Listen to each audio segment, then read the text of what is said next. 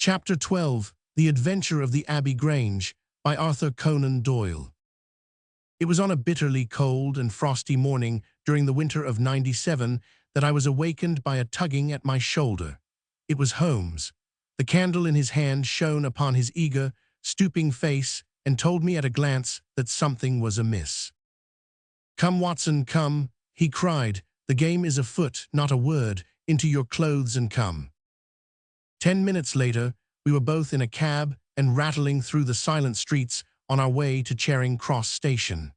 The first faint winter's dawn was beginning to appear, and we could dimly see the occasional figure of an early workman as he passed us, blurred and indistinct in the opalescent London reek. Holmes nestled in silence into his heavy coat, and I was glad to do the same, for the air was most bitter and neither of us had broken our fast. It was not until we had consumed some hot tea at the station and taken our places in the Kentish train that we were sufficiently thawed, he to speak and I to listen.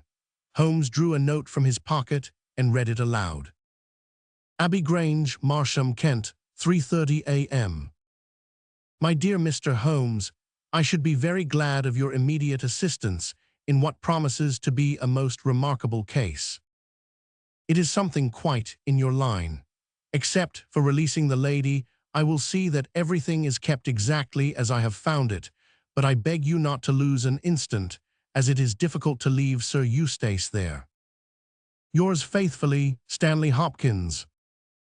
Hopkins has called me in 7 times, and on each occasion his summons has been entirely justified, said Holmes.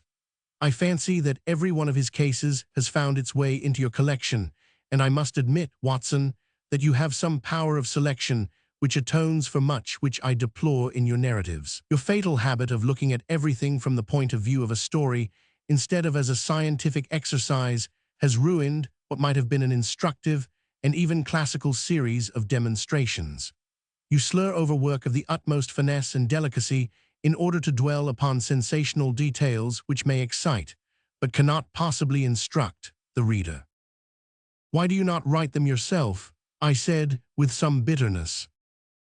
"I will, my dear Watson, I will. At present I am, as you know, fairly busy, but I propose to devote my declining years to the composition of a textbook which shall focus the whole art of detection into one volume. Our present research appears to be a case of murder." "You think this Sir Eustace is dead, then?" "I should say so. Hopkins's writing shows considerable agitation, and he is not an emotional man. Yes, I gather there has been violence, and that the body is left for our inspection. A mere suicide would not have caused him to send for me. As to the release of the lady, it would appear that she has been locked in her room during the tragedy. We are moving in high life, Watson, crackling paper, EB monogram, coat of arms, picturesque address. I think that friend Hopkins will live up to his reputation and that we shall have an interesting morning. The crime was committed before 12 last night." "How can you possibly tell?" "By an inspection of the trains and by reckoning the time. The local police had to be called in, they had to communicate with Scotland Yard, Hopkins had to go out, and he in turn had to send for me. All that makes a fair night's work. Well, here we are at Chisleyhurst Station, and we shall soon set our doubts at rest." A drive of a couple of miles through narrow country lanes brought us to a park gate, which was opened for us by an old lodge-keeper, whose haggard face bore the reflection of some great disaster. The avenue ran through a noble park, between lines of ancient elms, and ended in a low, widespread house, pillared in front after the fashion of Palladio. The central part was evidently of a great age and shrouded in ivy, but the large windows showed that modern changes had been carried out, and one wing of the house appeared to be entirely new. The youthful figure and alert, eager face of Inspector Stanley Hopkins confronted us in the open doorway. "I'm very glad you have come, Mr. Holmes, and you too, Dr. Watson, but indeed, if I had my time over again, I should not have troubled you, for since the lady has come to herself, she has given so clear an account of the affair that there is not much left for us to do. You remember that Lewisham gang of burglars?" "What, the 3 Randalls?" "Exactly, the father and 2 sons. It's their work, I have not a doubt of it. They did a job at Sydenham a fortnight ago and were seen and described. Rather cool to do another so soon and so near, but it is they, beyond all doubt. It's a hanging matter this time. Sir Eustace is dead, then? Yes, his head was knocked in with his own poker. Sir Eustace Brackenstall, the driver tells me. Exactly, one of the richest men in Kent. Lady Brackenstall is in the morning room. Poor lady, she has had a most dreadful experience. She seemed half dead when I saw her first. I think you had best see her and hear her account of the facts. Then we will examine the dining room together. Lady Brackenstall was no ordinary person. Seldom have I seen so graceful a figure, so womanly a presence, and so beautiful a face. She was a blonde, golden-haired, blue-eyed, and would, no doubt, have had the perfect complexion which goes with such coloring had not her recent experience left her drawn and haggard. Her sufferings were physical as well as mental, for over one eye rose a hideous, plum-colored swelling, which her maid, a tall, austere woman, was bathing assiduously with vinegar and water. The lady lay back exhausted upon a couch, but her quick, observant gaze as we entered the room, and the alert expression of her beautiful features, showed that neither her wits nor her courage had been shaken by her terrible experience. She was enveloped in a loose dressing gown of blue and silver, but a black sequin-covered dinner dress was hung upon the couch beside her. "I have told you all that happened, Mr. Hopkins," she said, wearily. "Could you not repeat it for me? Well, if you think it necessary, I will tell these gentlemen what occurred. Have they been in the dining room yet?" "I thought they had better hear your ladyship's story first." "I shall be glad when you can arrange matters. It is horrible to me to think of him still lying there." She shuddered and buried her face in her hands. As she did so, the loose gown fell back from her forearms. Holmes uttered an exclamation.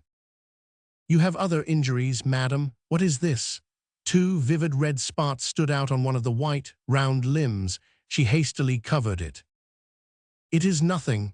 It has no connection with the hideous business of last night.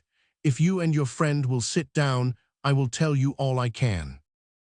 I am the wife of Sir Eustace Brackenstall. I have been married about a year. I suppose that it is no use my attempting to conceal that our marriage has not been a happy one. I fear that all our neighbors would tell you that, even if I were to attempt to deny it. Perhaps the fault may be partly mine. I was brought up in the freer, less conventional atmosphere of South Australia, and this English life, with its proprieties and its primness, is not congenial to me. But the main reason lies in the one fact which is notorious to everyone, and that is that Sir Eustace was a confirmed drunkard. To be with such a man for an hour is unpleasant. Can you imagine what it means for a sensitive and high-spirited woman to be tied to him for day and night? It is a sacrilege, a crime, a villainy to hold that such a marriage is binding. I say that these monstrous laws of yours will bring a curse upon the land. Heaven will not let such wickedness endure." For an instant she sat up, her cheeks flushed, and her eyes blazing from under the terrible mark upon her brow.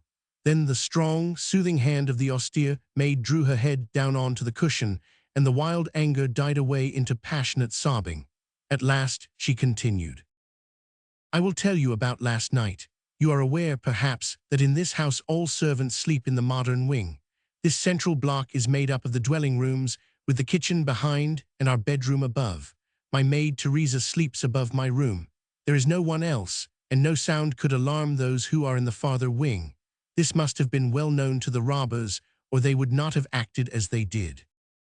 Sir Eustace retired about 10:30. The servants had already gone to their quarters.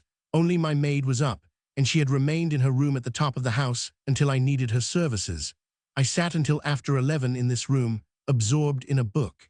Then I walked round to see that all was right before I went upstairs. It was my custom to do this myself, for, as I have explained, Sir Eustace was not always to be trusted. I went into the kitchen, the butler's pantry, the gun-room, the billiard-room, the drawing-room, and finally the dining-room.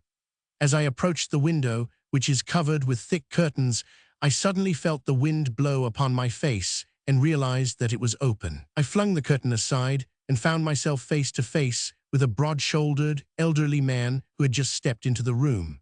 The window is a long French one, which really forms a door leading to the lawn. I held my bedroom candle lit in my hand, and by its light, Behind the first man I saw two others, who were in the act of entering. I stepped back, but the fellow was on me in an instant. He caught me first by the wrist and then by the throat. I opened my mouth to scream, but he struck me a savage blow with his fist over the eye and felled me to the ground. I must have been unconscious for a few minutes, for when I came to myself, I found that they had torn down the bell rope and had secured me tightly to the oaken chair which stands at the head of the dining room table. I was so firmly bound that I could not move, and a handkerchief round my mouth prevented me from uttering any sound. It was at this instant that my unfortunate husband entered the room. He had evidently heard some suspicious sounds, and he came prepared for such a scene as he found. He was dressed in his shirt and trousers, with his favorite blackthorn cudgel in his hand. He rushed at one of the burglars, but another, it was the elderly man, stooped, picked the poker out of the grate, and struck him a horrible blow as he passed. He fell without a groan and never moved again. I fainted once more, but again it could only have been a very few minutes during which I was insensible. When I opened my eyes, I found that they had collected the silver from the sideboard, and they had drawn a bottle of wine which stood there. Each of them had a glass in his hand. I have already told you, have I not, that one was elderly, with a beard, and the others young, hairless lads. They might have been a father with his two sons. They talked together in whispers. Then they came over and made sure that I was still securely bound. Finally, they withdrew, closing the window after them. It was quite a quarter of an hour before I got my mouth free. When I did so, my screams brought the maid to my assistance. The other servants were soon alarmed, and we sent for the local police, who instantly communicated with London. That is really all that I can tell you, gentlemen, and I trust that it will not be necessary for me to go over so painful a story again. "Any questions, Mr. Holmes?" asked Hopkins. "I will not impose any further tax upon Lady Brackenstall's patience and time," said Holmes. "Before I go into the dining room, I should like to hear your experience." He looked at the maid. "I saw the men before ever they came into the house," said she. "As I sat by my bedroom window, I saw three men in the moonlight down by the large gate yonder, but I thought nothing of it at the time. It was more than an hour after that I heard my mistress scream, and down I ran to find her, poor lamb, just as she says, and him on the floor with his blood and brains over the room. It was enough to drive a woman out of her wits, tied there, and her very dress spotted with him, but she never wanted courage, did Miss Mary Fraser of Adelaide, and Lady Brackenstall of Abbey Grange hasn't learned new ways. You've questioned her long enough, you gentlemen, and now she is coming to her own room, just with her old Teresa, to get the rest that she badly needs." With a motherly tenderness, the gaunt woman put her arm round her mistress and led her from the room. "She has been with her all her life," said Hopkins, "nursed her as a baby, and came with her to England when they first left Australia 18 months ago. Teresa Wright is her name, and the kind of maid you don't pick up nowadays. This way, Mr. Holmes, if you please." The keen interest had passed out of Holmes's expressive face, and I knew that with the mystery, all the charm of the case had departed. There still remained an arrest to be effected, but what were these commonplace rogues that he should soil his hands with them? An abstruse and learned specialist who finds that he has been called in for a case of measles would experience something of the annoyance which I read in my friend's eyes. Yet the scene in the dining room of the Abbey Grange was sufficiently strange to arrest his attention and to recall his waning interest. It was a very large and high chamber, with carved oak ceiling, oaken paneling, and a fine array of deer's heads and ancient weapons around the walls. At the farther end from the door was the high French window of which we had heard. Three smaller windows on the right-hand side filled the apartment with cold winter sunshine. On the left was a large, deep fireplace with a massive, overhanging oak mantelpiece. Beside the fireplace was a heavy oaken chair with arms and crossbars at the bottom. In and out through the open woodwork was woven a crimson cord, which was secured at each side to the crosspiece below. In releasing the lady, the cord had been slipped off her, but the knots with which it had been secured still remained. These details only struck our attention afterwards, for our thoughts were entirely absorbed by the terrible object which lay upon the tiger-skin hearthrug in front of the fire. It was the body of a tall, well-made man, about 40 years of age. He lay upon his back, his face upturned, with his white teeth grinning through his short black beard. His two clenched hands were raised above his head, and a heavy blackthorn stick lay across them. His dark, handsome, aquiline features were convulsed into a spasm of vindictive hatred, which had set his dead face in a terribly fiendish expression. He had evidently been in his bed when the alarm had broken out, for he wore a foppish embroidered nightshirt, and his bare feet projected from his trousers. His head was horribly injured, and the whole room bore witness to the savage ferocity of the blow which had struck him down. Beside him lay the heavy poker, bent into a curve by the concussion. Holmes examined both it and the indescribable wreck which it had wrought. "He must be a powerful man, this elder Randall," he remarked. "Yes," said Hopkins, "I have some record of the fellow, and he is a rough customer. You should have no difficulty in getting him." "Not the slightest. We have been on the lookout for him, and there was some idea that he had got away to America.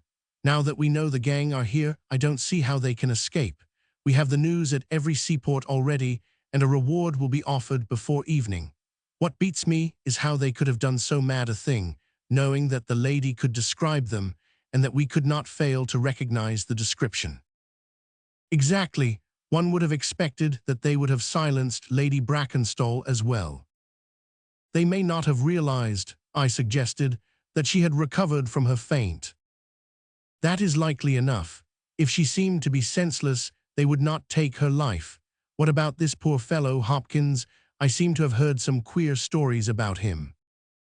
"He was a good-hearted man when he was sober, but a perfect fiend when he was drunk, or rather when he was half drunk, for he seldom really went the whole way.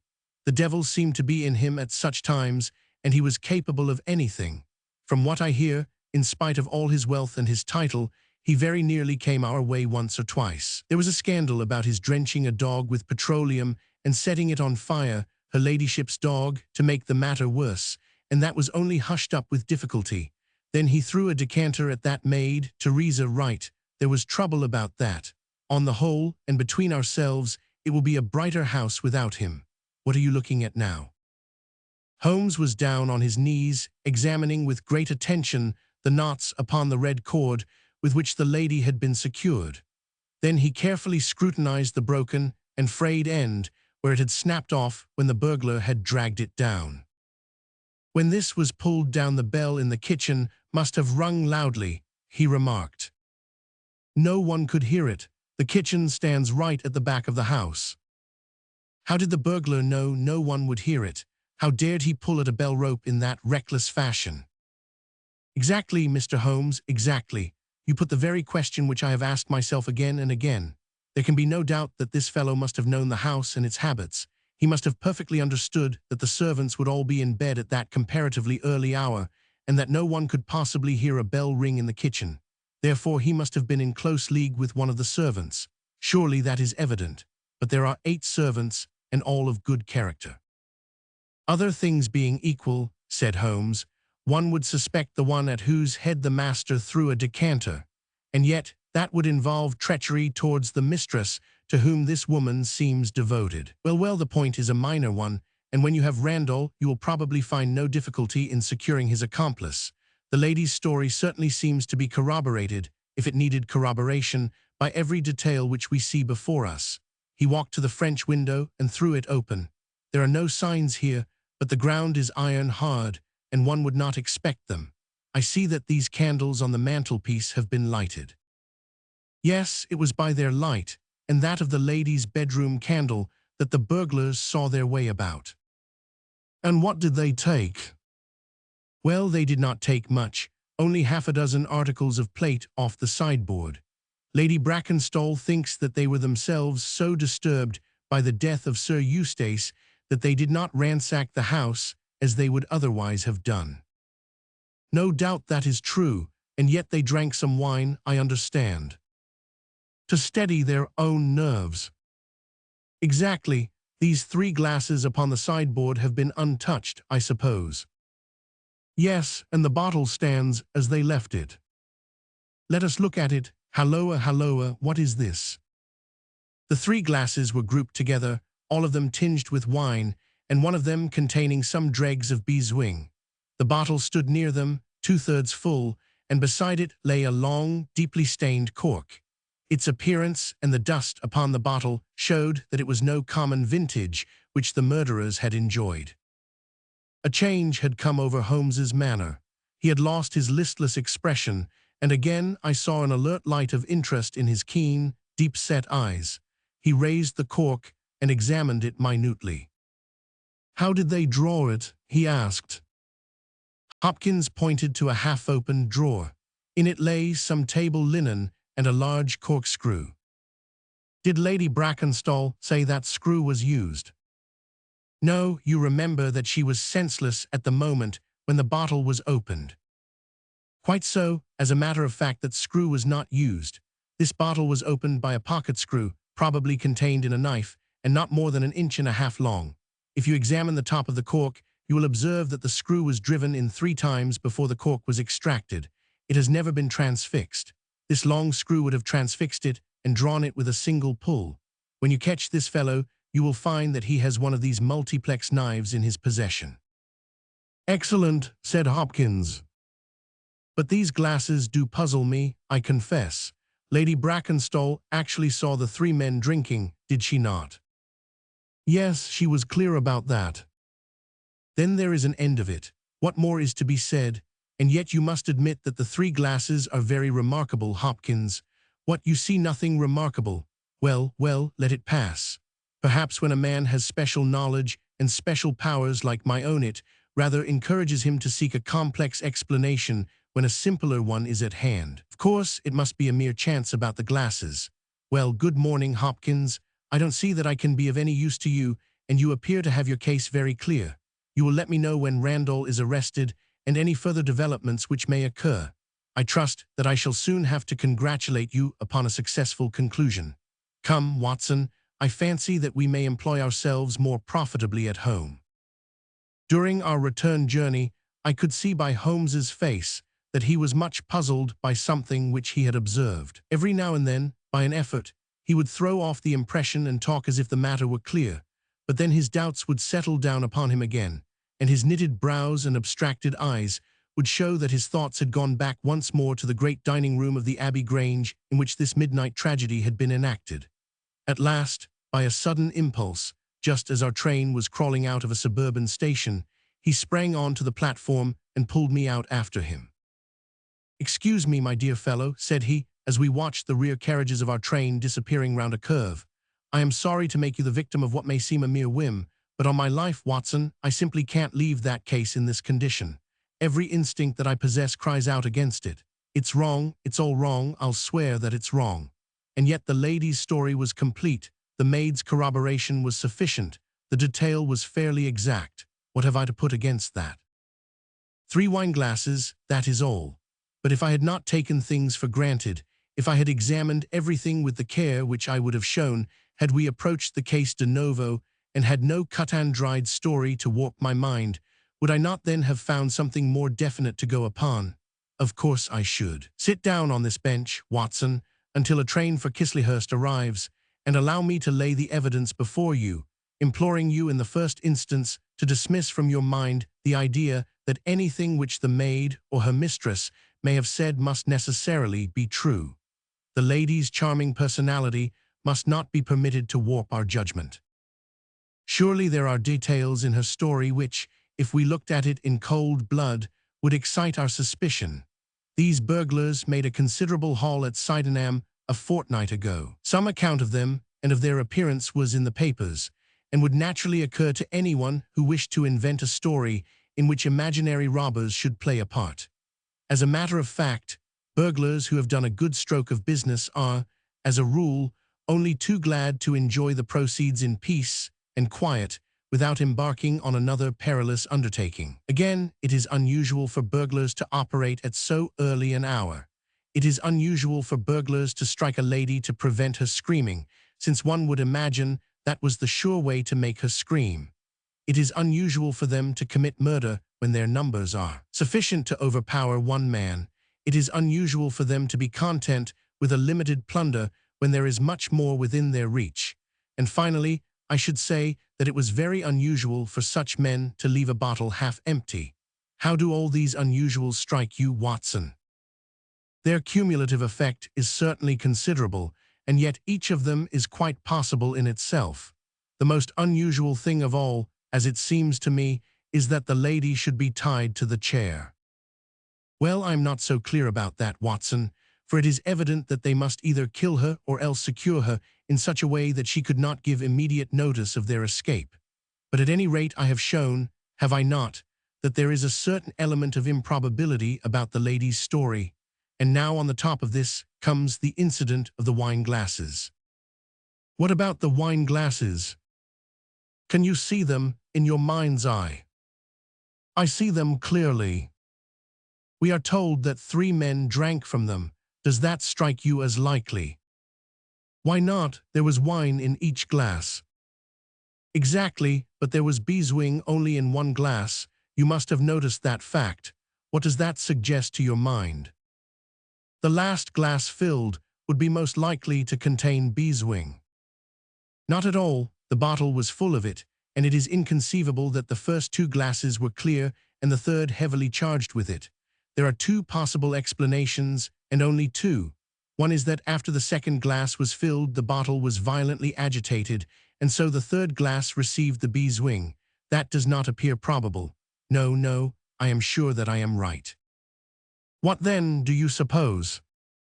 That only 2 glasses were used, and that the dregs of both were poured into a third glass so as to give the false impression that 3 people had been here. In that way all the beeswing would be in the last glass, would it not? Yes, I am convinced that this is so. But if I have hit upon the true explanation of this one small phenomenon, then in an instant the case rises from the commonplace to the exceedingly remarkable, for it can only mean that Lady Brackenstall and her maid have deliberately lied to us, that not one word of their story is to be believed, that they have some very strong reason for covering the real criminal, and that we must construct our case for ourselves without any help from them.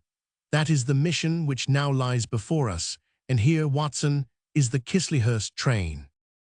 The household of the Abbey Grange were much surprised at our return, but Sherlock Holmes, finding that Stanley Hopkins had gone off to report to headquarters, took possession of the dining room, locked the door upon the inside, and devoted himself for 2 hours to one of those minute and laborious investigations which formed the solid basis on which his brilliant edifices of deduction were reared. Seated in a corner like an interested student who observes the demonstration of his professor, I followed every step of that remarkable research. The window, the curtains, the carpet, the chair, the rope, each in turn was minutely examined and duly pondered. The body of the unfortunate baronet had been removed, but all else remained as we had seen it in the morning.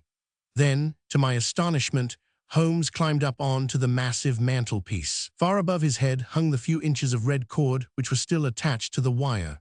For a long time he gazed upward at it, and then in an attempt to get nearer to it, he rested his knee upon a wooden bracket on the wall.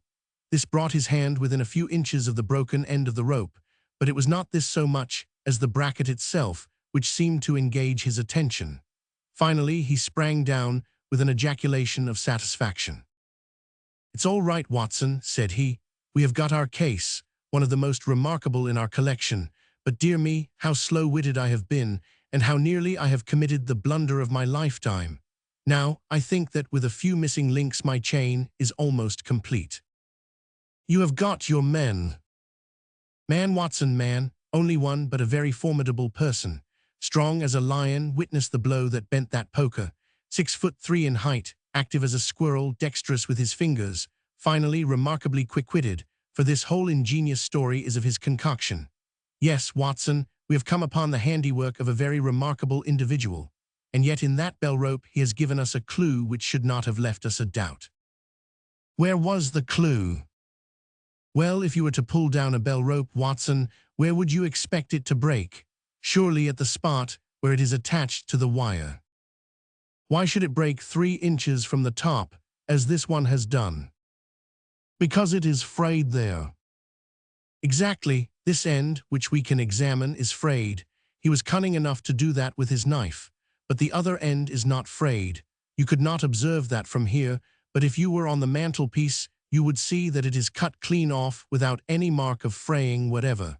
You can reconstruct what occurred. The man needed the rope. He would not tear it down for fear of giving the alarm by ringing the bell. What did he do? He sprang up on the mantelpiece, could not quite reach it, put his knee on the bracket, you will see the impression in the dust, and so got his knife to bear upon the cord. I could not reach the place by at least 3 inches, from which I infer that he is at least 3 inches a bigger man than I. Look at that mark upon the seat of the oaken chair. What is it? Blood. Undoubtedly, it is blood. This alone puts the lady's story out of court. If she were seated on the chair when the crime was done, how comes that mark? No, she was placed in the chair after the death of her husband. I'll wager that the black dress shows a corresponding mark to this. We have not yet met our Waterloo, Watson, but this is our Marengo, for it begins in defeat and ends in victory. I should like now to have a few words with the nurse Teresa. We must be wary for a while if we are to get the information which we want. She was an interesting person, this stern Australian nurse. Taciturn, suspicious, ungracious, it took some time before Holmes's pleasant manner and frank acceptance of all that she said thawed her into a corresponding amiability. She did not attempt to conceal her hatred for her late employer. Yes, sir, it is true that he threw the decanter at me. I heard him call my mistress a name, and I told him that he would not dare to speak so if her brother had been there. Then it was that he threw it at me. He might have thrown a dozen if he had but left my bonny bird alone. He was forever ill-treating her, and she too proud to complain. She will not even tell me all that he has done to her. She never told me of those marks on her arm that you saw this morning, but I know very well that they come from a stab with a hat pin. The sly fiend, heaven forgive me that I should speak of him so, now that he is dead, but a fiend he was, if ever one walked the earth. He was all honey when first we met him, only 18 months ago, and we both feel as if it were 18 years. She had only just arrived in London. Yes, it was her first voyage. She had never been from home before. He won her with his title and his money and his false London ways. If she made a mistake, she has paid for it, if ever a woman did. What month did we meet him? Well, I tell you, it was just after we arrived. We arrived in June, and it was July. They were married in January of last year. Yes, she is down in the morning room again, and I have no doubt she will see you, but you must not ask too much of her, for she has gone through all that flesh and blood will stand. Lady Brackenstall was reclining on the same couch, but looked brighter than before. The maid had entered with us, and began once more to foment the bruise upon her mistress's brow. "I hope," said the lady, "that you have not come to cross-examine me again." "No," Holmes answered, in his gentlest voice. "I will not cause you any unnecessary trouble, Lady Brackenstall, and my whole desire is to make things easy for you, for I am convinced that you are a much-tried woman. If you will treat me as a friend and trust me, you may find that I will justify your trust." "What do you want me to do?" "To tell me the truth." "Mr. Holmes." No, Lady Brackenstall, it is no use. You may have heard of any little reputation which I possess. I will stake it all on the fact that your story is an absolute fabrication." Mistress and maid were both staring at Holmes with pale faces and frightened eyes. "You are an impudent fellow," cried Teresa. "Do you mean to say that my mistress has told a lie?" Holmes rose from his chair. "Have you nothing to tell me?" "I have told you everything." "Think once more, Lady Brackenstall. Would it not be better to be frank?" For an instant, there was hesitation in her beautiful face. Then some new strong thought caused it to set like a mask. "I have told you all I know." Holmes took his hat and shrugged his shoulders. "I am sorry," he said, and without another word we left the room and the house. There was a pond in the park, and to this my friend led the way. It was frozen over, but a single hole was left for the convenience of a solitary swan. Holmes gazed at it and then passed on to the lodge gate. There he scribbled a short note for Stanley Hopkins and left it with the lodgekeeper. "It may be a hit or it may be a miss, but we are bound to do something for friend Hopkins just to justify this second visit," said he. "I will not quite take him into my confidence yet. I think our next scene of operations must be the shipping office of the Adelaide-Southampton line, which stands at the end of Pall Mall, if I remember right.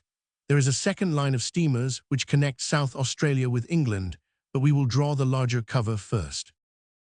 Holmes's card sent in to the manager ensured instant attention, and he was not long in acquiring all the information which he needed. In June of '95, only one of their line had reached a home port. It was the Rock of Gibraltar, their largest and best boat. A reference to the passenger list showed that Miss Fraser of Adelaide, with her maid, had made the voyage in her. The boat was now on her way to Australia, somewhere to the south of the Suez Canal. Her officers were the same as in '95, with one exception. The first officer, Mr. Jack Croker, had been made a captain and was to take charge of their new ship, the Bass Rock, sailing in 2 days' time from Southampton. He lived at Sydenham, but he was likely to be in that morning for instructions if we cared to wait for him. No, Mr. Holmes had no desire to see him, but would be glad to know more about his record and character. His record was magnificent. There was not an officer in the fleet to touch him. As to his character, he was reliable on duty, but a wild, desperate fellow off the deck of his ship, hot-headed, excitable, but loyal, honest, and kind-hearted. That was the pith of the information with which Holmes left the office of the Adelaide-Southampton Company. Thence he drove to Scotland Yard, but instead of entering, he sat in his cab with his brows drawn down, lost in profound thought. Finally, he drove round to the Charing Cross telegraph office, sent off a message, and then, at last, we made for Baker Street once more. "No, I couldn't do it, Watson," said he, as we re-entered our room. "Once that warrant was made out, nothing on earth would save him.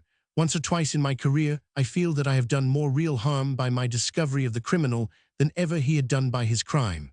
I have learned caution now, and I had rather play tricks with the law of England than with my own conscience.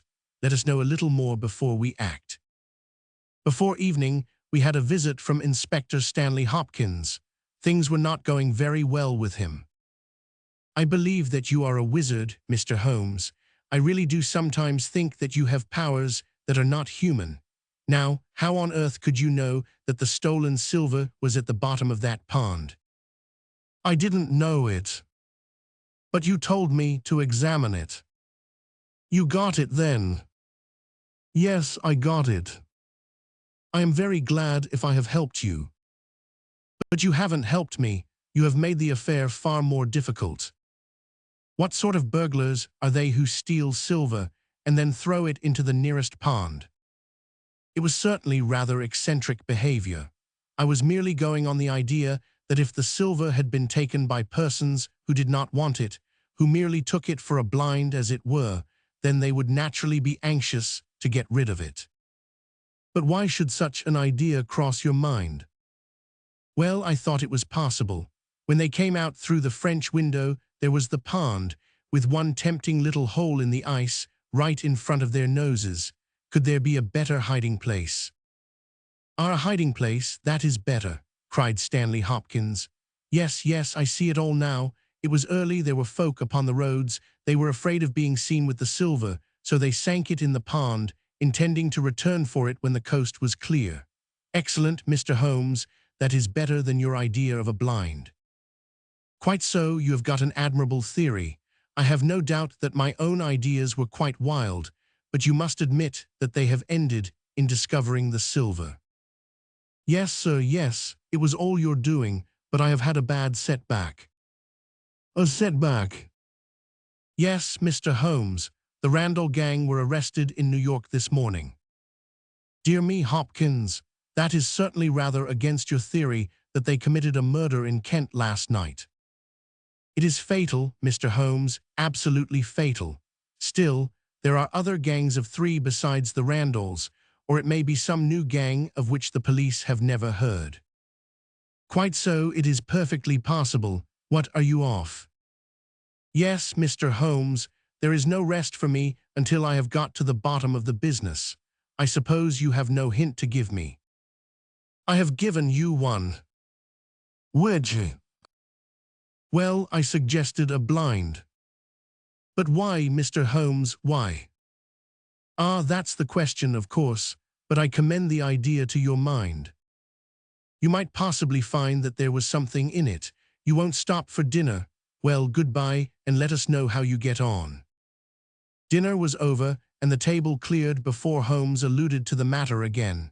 He had lit his pipe and held his slippered feet to the cheerful blaze of the fire. Suddenly, he looked at his watch. I expect developments, Watson. When? Now, within a few minutes. I dare say you thought I acted rather badly to Stanley Hopkins just now. I trust your judgment. A very sensible reply, Watson. You must look at it this way. What I know is unofficial. What he knows is official. I have the right to private judgment, but he has none. He must disclose all, or he is a traitor to his service. In a doubtful case, I would not put him in so painful a position, and so I reserve my information until my own mind is clear upon the matter. But when will that be? The time has come. You will now be present at the last scene of a remarkable little drama. There was a sound upon the stairs, and our door was opened to admit as fine a specimen of manhood as ever passed through it. He was a very tall young man, golden-mustached, blue-eyed, with a skin which had been burned by tropical suns, and a springy step which showed that the huge frame was as active as it was strong. He closed the door behind him, and then he stood with clenched hands and heaving breast, choking down some overmastering emotion. Sit down, Captain Croker. You got my telegram. Our visitor sank into an armchair and looked from one to the other of us with questioning eyes. I got your telegram, and I came at the hour you said. I heard that you had been down to the office. There was no getting away from you. Let's hear the worst. What are you going to do with me? Arrest me? Speak out, man. You can't sit there and play with me like a cat with a mouse. Give him a cigar, said Holmes. Bite on that, Captain Croker, and don't let your nerves run away with you. I should not sit here smoking with you if I thought that you were a common criminal. You may be sure of that. Be frank with me, and we may do some good. Play tricks with me, and I'll crush you. What do you wish me to do? To give me a true account of all that happened at the Abbey Grange last night. A true account, mind you, with nothing added and nothing taken off. I know so much already that if you go 1 inch off the straight, I'll blow this police whistle from my window, and the affair goes out of my hands forever. The sailor thought for a little. Then he struck his leg with his great, sunburned hand.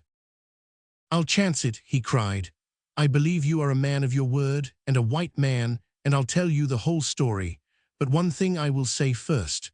So far as I am concerned, I regret nothing and I fear nothing, and I would do it all again and be proud of the job. Curse the beast. If he had as many lives as a cat, he would owe them all to me. But it's the Lady Mary Fraser, for never will I call her by that accursed name. When I think of getting her into trouble, I who would give my life just to bring one smile to her dear face, it's that turns my soul into water. And yet, what less could I do? I'll tell you my story, gentlemen, and then I'll ask you as man to man what less could I do. I must go back a bit. You seem to know everything, so I expect that you know that I met her when she was a passenger, and I was first officer of the Rock of Gibraltar. From the first day I met her, she was the only woman to me. Every day of that voyage I loved her more, and many a time since have I kneeled down in the darkness of the night watch and kissed the deck of that ship, because I knew her dear feet had trod it. She was never engaged to me. She treated me as fairly as ever a woman treated a man. I have no complaint to make. It was all love on my side, and all good comradeship and friendship on hers. When we parted she was a free woman, but I could never again be a free man. Next time I came back from sea I heard of her marriage.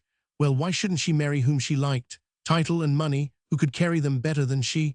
She was born for all that is beautiful and dainty. I didn't grieve over her marriage. I was not such a selfish hound as that. I just rejoiced that good luck had come her way, and that she had not thrown herself away on a penniless sailor. That's how I loved Mary Fraser. Well, I never thought to see her again, but last voyage I was promoted, and the new boat was not yet launched, so I had to wait for a couple of months with my people at Sydenham. One day out in a country lane I met Teresa Wright, her old maid. She told me about her, about him, about everything. I tell you, gentlemen, it nearly drove me mad. This drunken hound, that he should dare to raise his hand to her whose boots he was not worthy to lick. I met Teresa again. Then I met Mary herself and met her again. Then she would meet me no more. But the other day I had a notice that I was to start on my voyage within a week, and I determined that I would see her once before I left. Teresa was always my friend, for she loved Mary and hated this villain almost as much as I did. From her, I learned the ways of the house. Mary used to sit up reading in her own little room downstairs. I crept round there last night and scratched at the window. At first she would not open to me, but in her heart I know that now she loves me, and she could not leave me in the frosty night. She whispered to me to come round to the big front window, and I found it open before me so as to let me into the dining room. Again, I heard from her own lips things that made my blood boil, and again I cursed this brute who mishandled the woman that I loved. Well, gentlemen, I was standing with her just inside the window, in all innocence, as heaven is my judge, when he rushed like a madman into the room, called her the vilest name that a man could use to a woman, and welted her across the face with the stick he had in his hand. I had sprung for the poker, and it was a fair fight between us. See here on my arm where his first blow fell. Then it was my turn, and I went through him as if he had been a rotten pumpkin. Do you think I was sorry? Not I. It was his life or mine, but far more than that it was his life or hers, for how could I leave her in the power of this madman? That was how I killed him. Was I wrong? Well then, what would either of you gentlemen have done if you had been in my position? She had screamed when he struck her, and that brought old Teresa down from the room above. There was a bottle of wine on the sideboard, and I opened it and poured a little between Mary's lips, for she was half dead with the shock. Then I took a drop myself. Teresa was as cool as ice, and it was her plot as much as mine. We must make it appear that burglars had done the thing. Teresa kept on repeating our story to her mistress, while I swarmed up and cut the rope of the bell.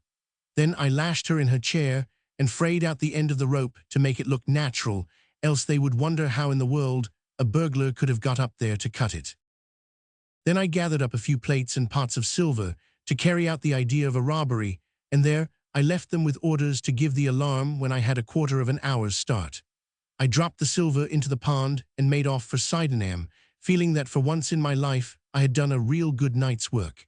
And that's the truth and the whole truth, Mr. Holmes, if it costs me my neck. Holmes smoked for some time in silence. Then he crossed the room and shook our visitor by the hand. "That's what I think," said he. "I know that every word is true, for you have hardly said a word which I did not know. No one but an acrobat or a sailor could have got up to that bell rope from the bracket, and no one but a sailor could have made the knots with which the cord was fastened to the chair.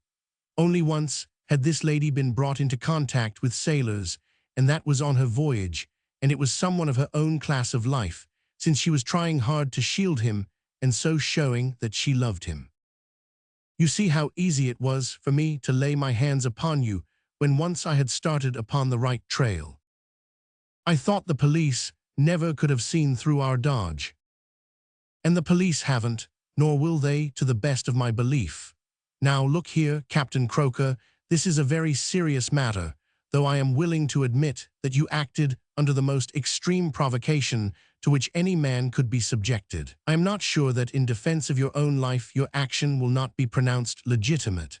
However, that is for a British jury to decide. Meanwhile, I have so much sympathy for you that if you choose to disappear in the next 24 hours, I will promise you that no one will hinder you.